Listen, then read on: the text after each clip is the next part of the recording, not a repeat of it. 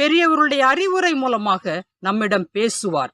ஆனால் பல சூழ்நிலைகளிலே நாம் அவற்றை தட்டி கழித்தவர்களாக, ஆண்டவருடைய ஆசீர்வாதத்தை மறுத்தவர்களாக இருக்கிறதை பார்த்து கொண்டிருக்கிறோம். ஹல்லேலூயா, பிரைஸ் தி லார்ட். இன்றைக்கு அவனுடைய கோபமும் எரிச்சலும் ஆசீர்வாதத்தை பெற்றுக்கொள்வதற்கு தடையாக இருந்தது.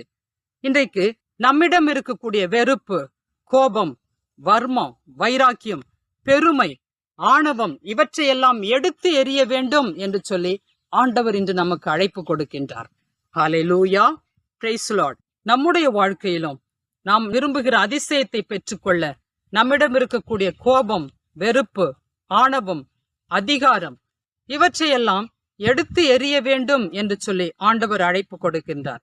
காரணம், கோபம் என்ற பாம்பை நாம் கொஞ்சி வளர்த்தோம் என்றால் அது வளர்ந்து நம்முடைய வாழ்க்கையை சீரழித்து விடும்